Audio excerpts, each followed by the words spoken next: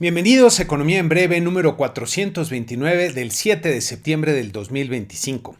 Esta semana presenciamos algunos eventos históricos, diría, que representan cambios importantes tanto en México como en el mundo.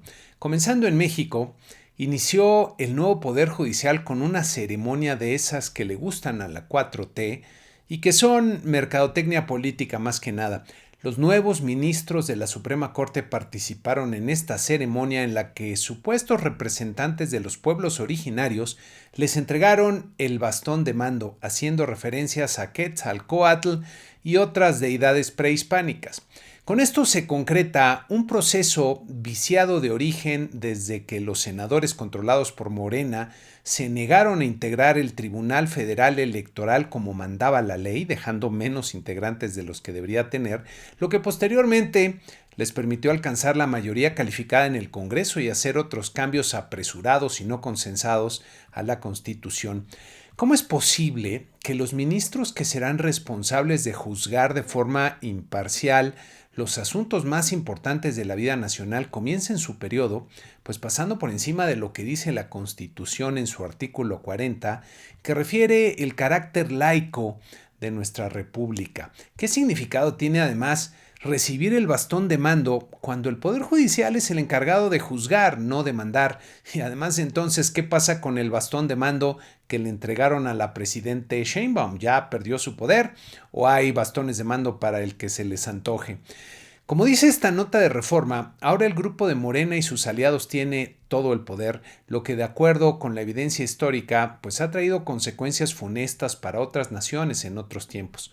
Aunque el poder es algo muy curioso que suele moverse y cambiar de forma a veces imprevisible.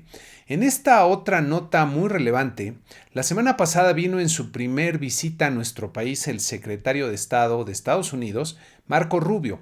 Su visita merece varias reflexiones, comenzando por el gran error logístico que fue hacerlo aterrizar en el AIFA para luego quedar atorado 2 horas en el tráfico hacia la Ciudad de México. Con las tensiones crecientes en el mundo, tener al secretario de Estado como un blanco quieto en el tráfico es tentar al destino, ya que si alguno de los actores globales antagonistas de Estados Unidos hubiera perpetrado algún ataque, pues México hubiera tenido un gran problema. Si lo vemos superficialmente, la visita aparentó ser un éxito para el gobierno de Sheinbaum, ya que el secretario Rubio dijo algunas palabras muy favorables sobre la cooperación respetuosa con el gobierno de México. Pero si vemos con más atención al detalle, el comunicado emitido por el Departamento de Estado habla de una cooperación mejorada, lo que sugiere que se recibieron algunas concesiones por parte del gobierno de México y además también mencionan acciones específicas inmediatas, lo que revela también que hubo acuerdos para algunas acciones concretas que ya veremos, diría yo, en las próximas semanas. Y por cierto, acto seguido, se anuncia la detención de un vicealmirante que tiene vínculos familiares con quien fuera secretario de la Marina en el sexenio de López Obrador, relacionándolo con el problema del huachicol fiscal, que por cierto fue uno de los temas señalados por Rubio. Me pregunto qué repercusiones tendrá esta detención, porque no es una buena noticia para la Secretaría de Marina, ya que si había personajes de este nivel involucrados en temas de crimen organizado, pues deben ser más los que estén por caer, y habría que ver también cómo es que fallaron los controles de confianza para que esto pudiera ocurrir.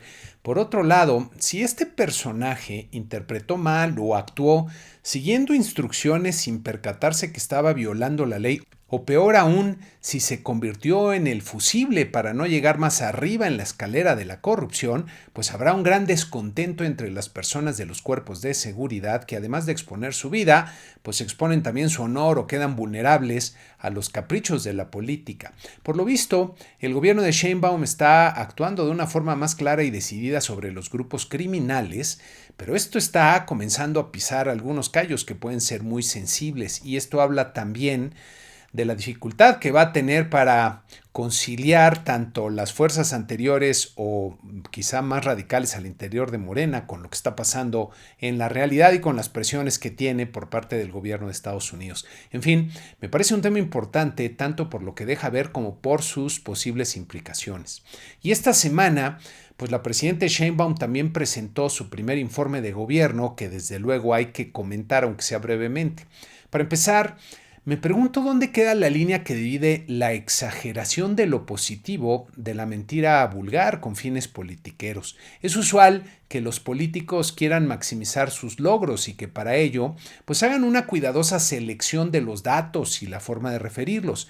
Pero cuando se está gobernando a base de narrativas, en algún momento estas narrativas se alejan tanto de la realidad que se convierten en mentiras. La presidenta mencionó muchas cifras y estadísticas, pero luego de la destrucción de las instituciones que se encargaban de brindar transparencia, pues muchas de las cifras actuales dejaron de ser pues confiables como quizá lo podían haber sido antes. Por ejemplo, todas las cifras que presumió de los programas sociales pues ya no son accesibles ni auditables, así que no hay manera de saber si están contabilizadas de una forma incorrecta o se están quintuplicando o duplicando las personas que están ahí, lo que desde luego puede tener claros sesgos políticos. Mencionó, por ejemplo, la reducción de 13.5 millones de pobres como un gran logro de López Obrador. Pero esta cifra es un espejismo ya que además de que viene de una sola de las definiciones de pobreza, cuando hay otras que se incrementaron incluso, pues distorsiona la realidad. Habría que preguntarse si estas 13.5 millones de personas salieron de la pobreza porque adquirieron conocimientos o desarrollaron habilidades que los han hecho más productivos para desarrollar sus propios negocios o obtener trabajos mejor remunerados que contribuyan en ambos casos a la producción nacional, en cuyo caso sería un logro enorme que habría que celebrar, o si estas personas pues ya no se consideran pobres porque están recibiendo el dinerito de los programas sociales que proviene de la apropiación del esfuerzo de otras personas que sí están contribuyendo a la producción nacional. Pues todo indica que el segundo es el caso que corresponde a la realidad, lo que quiere decir que estas personas pues no han salido efectivamente de la pobreza, sino que siguen siendo pobres, pero ahora tienen algo de dinero en el bolsillo y habrá que ver cuánto les dura. Y una de las consecuencias es que se está empobreciendo de alguna forma al país y se verá esto más adelante cuando el dinero pues ya no alcance. En fin, para no detenerme mucho en este tema, me pareció ver cada vez más mentiras e imprecisiones dolosas que verdaderos resultados. Pasando ahora a los indicadores de la semana en México, tuvimos varios, comenzando con las remesas que reciben las familias de los trabajadores que están en el extranjero, principalmente de Estados Unidos, y que sumaron 5.3 miles de millones de dólares y como pueden ver en esta gráfica, pues quedan por debajo de lo que habían observado en los 3 años anteriores en el mismo mes de julio, lo cual ya no es una buena noticia. Sigue siendo un monto bastante relevante, pero comienza a dibujarse ya aquí algunos vaivenes en el último año, pero ya estamos lejos de los picos que se alcanzaron en el 2024. Si vemos el número de remesas que se registró en el mes de julio que tienen aquí en esta gráfica, pues se redujo considerablemente respecto a los años anteriores en el mismo mes. Sumaron 12.8 millones de envíos. Es una cifra relativamente baja. Entonces aquí algo ha pasado, pero en contraste, el monto promedio de la remesa subió de forma importante a $416 por envío, como pueden ver en esta otra gráfica. Y entonces lo que estamos viendo me parece que es resultado de todo el temor que hay por las acciones migratorias de Donald Trump. Entonces me parece que la gente va menos veces a enviar su dinerito y lo hace en montos más importantes. Por último, si ponemos en pesos la remesa promedio, que es lo que efectivamente reciben las familias en México, pues sumó cada envío en promedio 7,768 pesos y como pueden ver en la gráfica, pues no es un nivel bajo, de hecho es uno de los niveles elevados que hemos tenido en el último año, no los picos que se alcanzaron en 2021 y 2022, pero siguen siendo buenos niveles, entonces todavía no se resiente tanto, diría, en el bolsillo de las familias esta baja en las remesas en dólares. También en la semana tuvimos los resultados de la encuesta de expectativas que conduce mes a mes Banco de México entre los analistas del sector privado y que pueden ver en esta tabla resumen. Hay una mejoría, como se esperaba, en el pronóstico promedio de crecimiento del PIB para este año, de 0.20 sube a 0.46%, lo cual pues sigue siendo una cifra bastante baja. Sigue hablando de una economía que está pues básicamente estancada. Para el año que viene la mejoría fue marginal a 1.34%.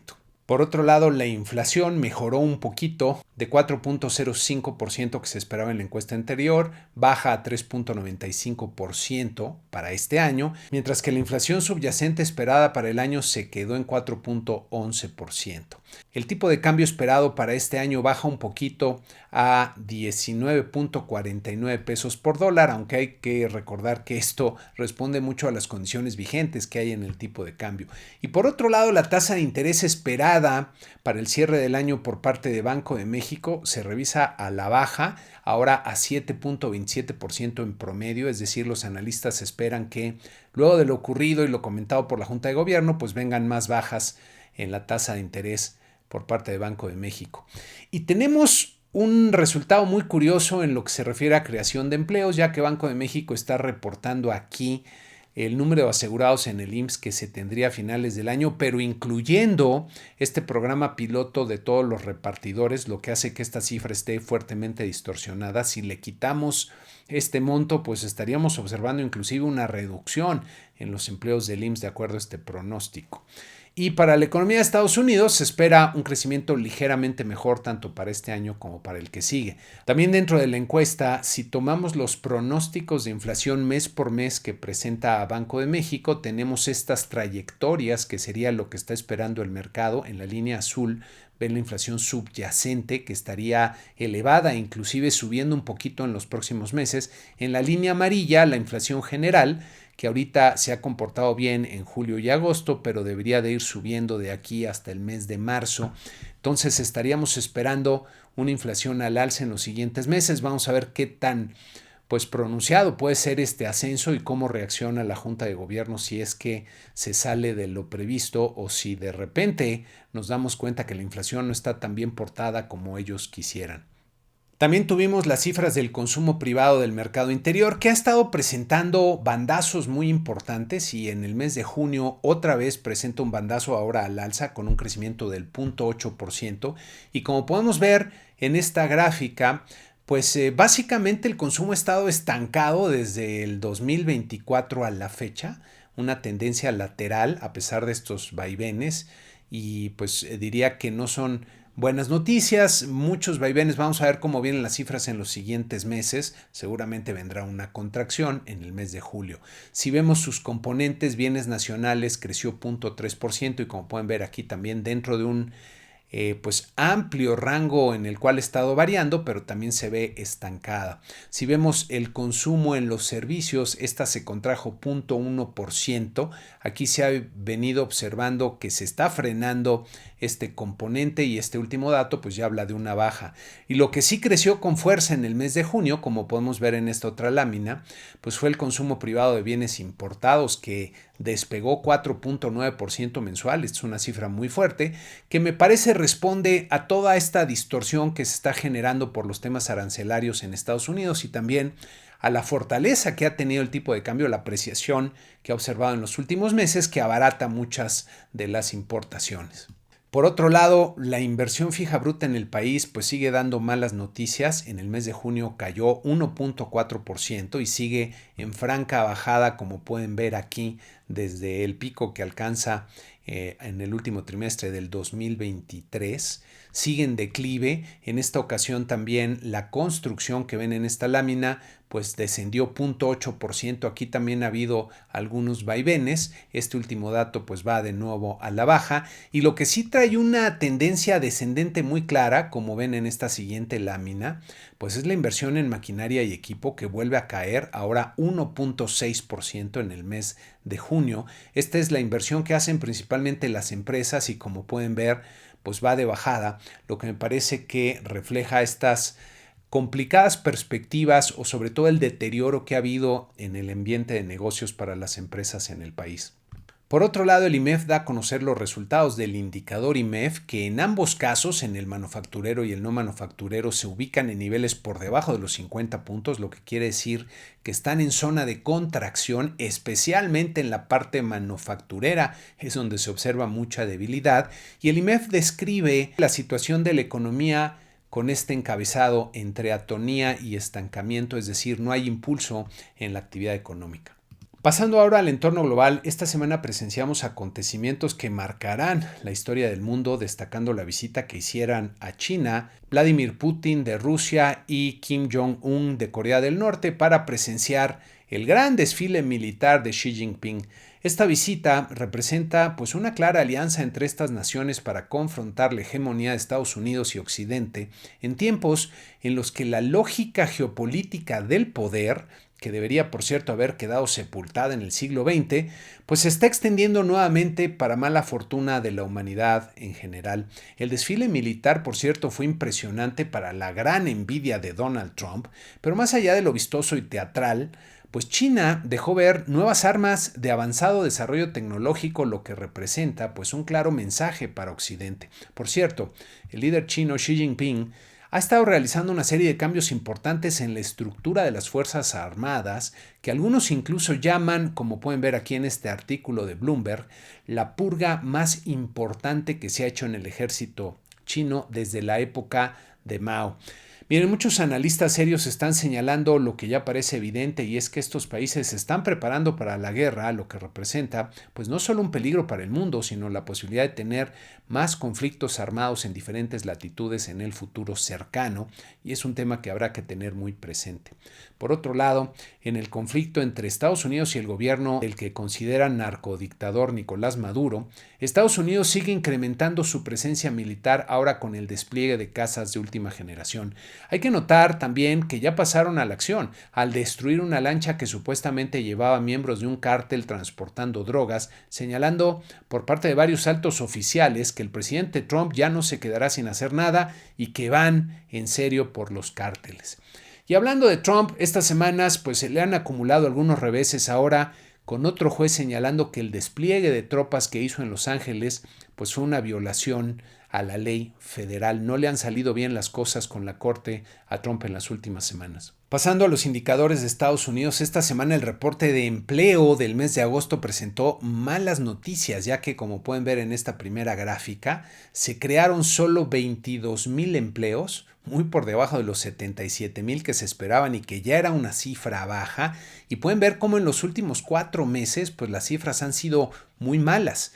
Afortunadamente la tasa de desempleo se incrementó muy poquito a 4.3%, básicamente en línea con lo que se estaba esperando, entonces todavía no se percibe en este indicador un gran problema. Sin embargo, sí preocupa la debilidad cada vez más acentuada que se percibe en el mercado laboral, y esto está alimentando la expectativa de que la Fed podría bajar las tasas de interés pronto y varias veces. En el mismo reporte se presenta el incremento en las remuneraciones medias por hora, que en agosto fue de 0.27%, estuvo en línea con lo esperado, entonces no fue un mal dato. A tasa anual, este indicador bajó un poquito a 3.7%, como pueden ver aquí en esta otra gráfica. Hay que recordar que este indicador refleja las presiones salariales que se pudieran estar dando en la economía. Todavía está en niveles elevados, pero está descendiendo un poquito, entonces diría que estuvo más o menos acorde a lo esperado, no marcó una gran diferencia, aunque debería seguir descendiendo más, con más claridad en los próximos meses, para que la Reserva Federal no esté ya tan preocupada por estos temas. Por otro lado, los mercados accionarios pues tuvieron una semana en la que prevalecieron las ganancias y hubo un avance más o menos importante en el promedio de nuestros 10 índices, como podemos ver aquí, de 0.6%. La Bolsa Mexicana de Valores, en cambio, tuvo una muy buena semana con una ganancia del 3%, rompiendo los 60,000 puntos por primera vez en un máximo histórico y terminando la semana en los 60,480 puntos.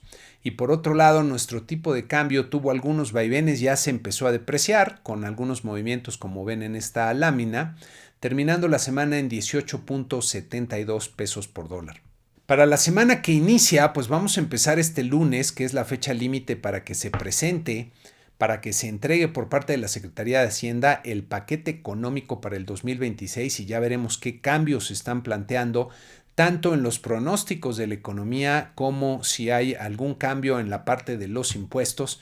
La realidad es que necesitan más ingresos. Después tendremos el martes la inflación del mes de agosto, que pues ya vimos la primera quincena, quizá no debería de haber aquí grandes sorpresas. Las cifras de la industria automotriz, vamos a ver cómo vienen.